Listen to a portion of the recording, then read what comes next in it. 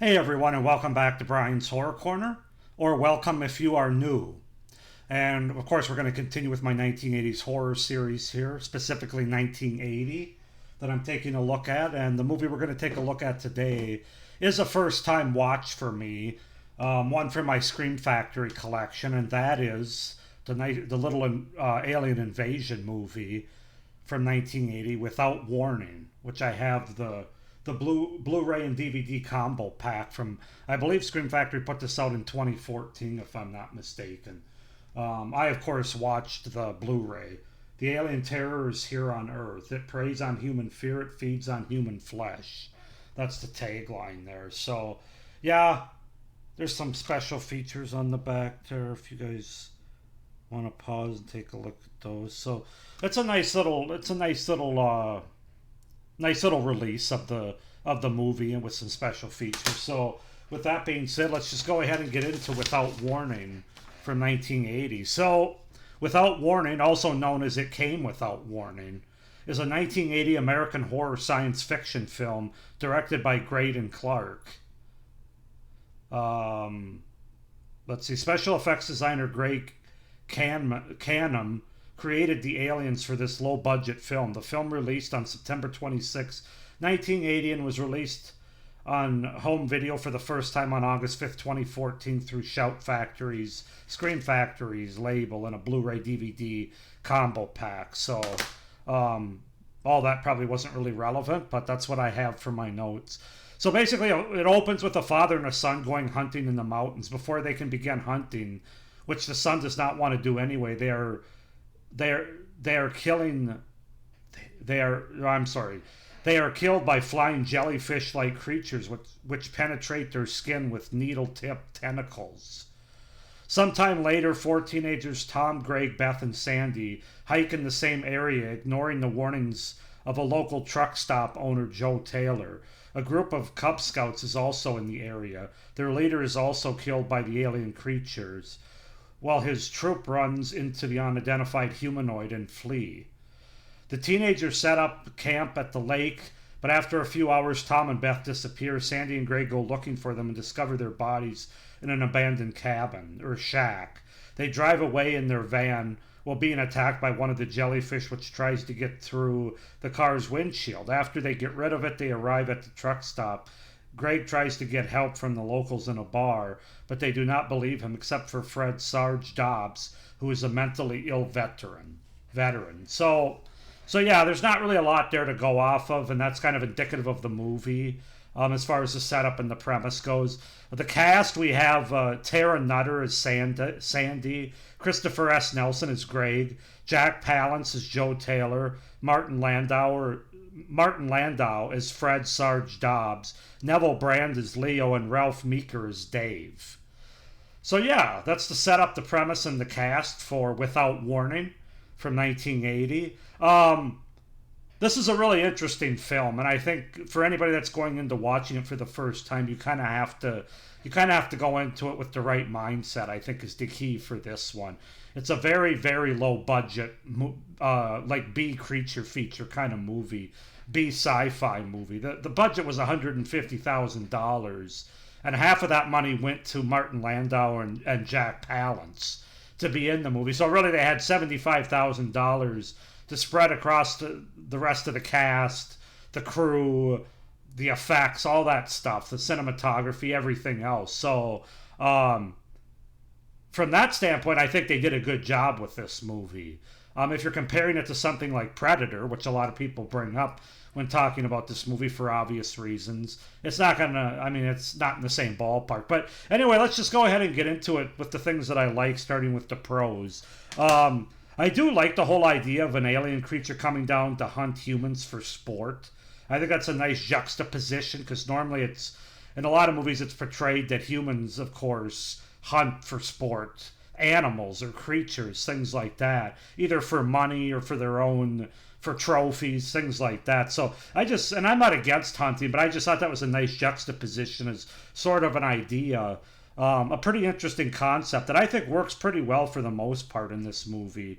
The movie has an interesting blend of old school actors along with young unknown actors, which I felt works pretty well in bringing this story to life, especially when you have Martin Landau and Jack Palance just having their on-screen grisly presence in this movie that they bring to their characters that they play is makes this movie a lot different than a lot of the other horror movies during this time in the early 80s like this, because normally you just get a bunch of unknown young teenagers that are basically just there to be killed, and then you get one final girl or final guy, whatever, final character. Sometimes you don't even get that. But in this movie, as I said, there's a nice blend here that really stood out to me, is that makes this movie kind of unique.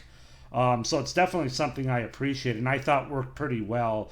Again, mostly because of Martin Landau and Jack Palance, and what they bring to the screen. This movie has the type of practical cheesy effects from the 80s that we come to expect with the decade.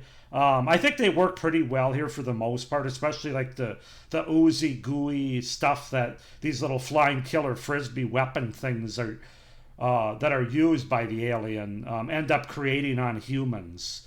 I think those effects are pretty good, taking the blood aside, which we'll get into later.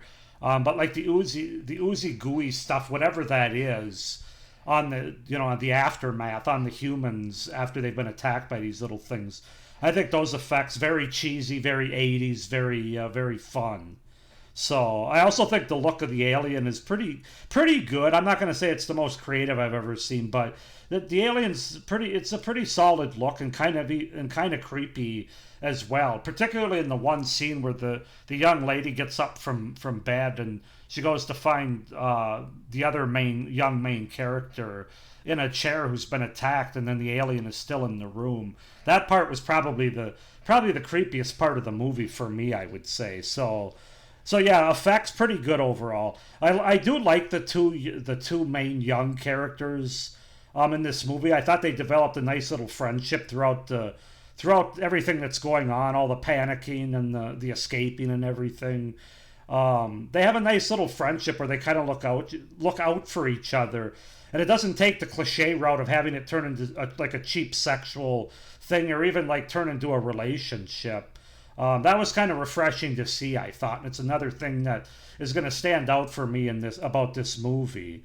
I will say, for a very low budget movie, like I said, half of which went to two actors, I think the director does a really good job of squeezing everything he can out of all the other aspects of filmmaking here to make this movie.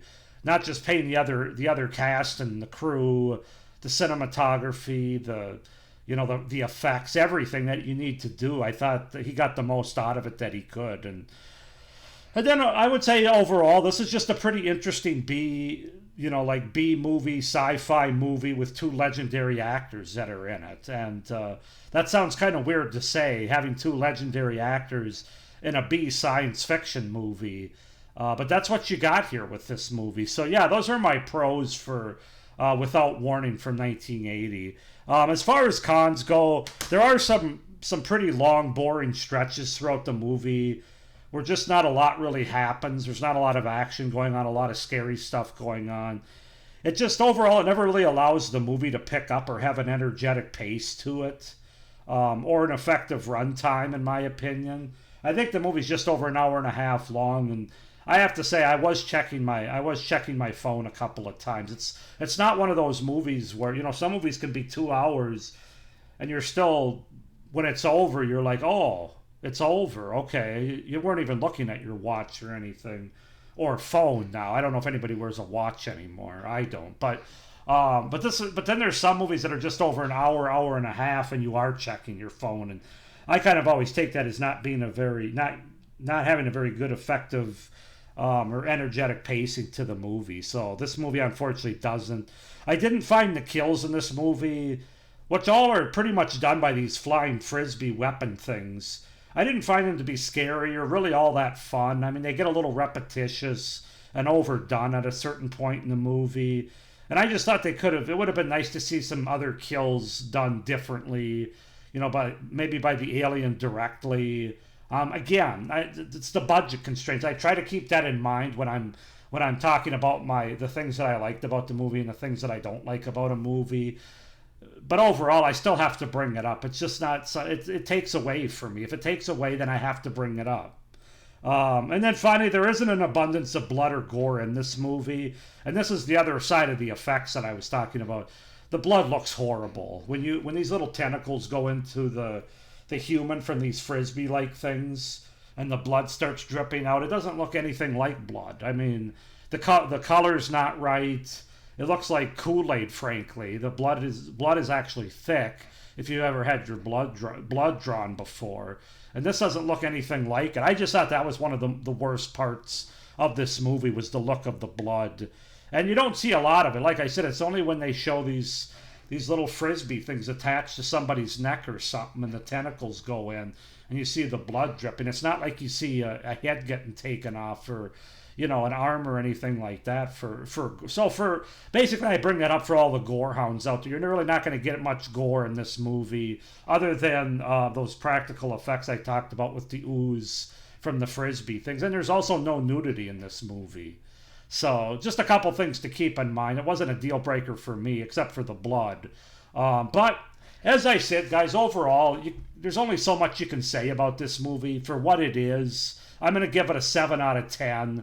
I think they did a lot with the low budget, and like the best part, of course, is Martin Landau and Jack Palance, having them in the movie and the presence that they have and these kind of wild, over-the-top characters that they play makes the movie funner than it would otherwise be, for sure. And otherwise, it'd probably be more like a 5 or 6 out of 10 movie for me.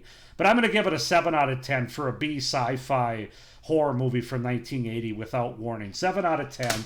Go ahead and comment down below what you guys think of this movie. Do you like it more than I do? Less? Why not? Please like this video, hit the little notification bell, and subscribe to my channel so you don't miss any of my upcoming reviews for this series or any of my great horror content coming out beyond this series throughout the rest of 2024 and into 2025. So with that being said, I hope everybody's enjoying this 1980s specifically series so far. Hope you're doing well, and as always, stay scared. Bye.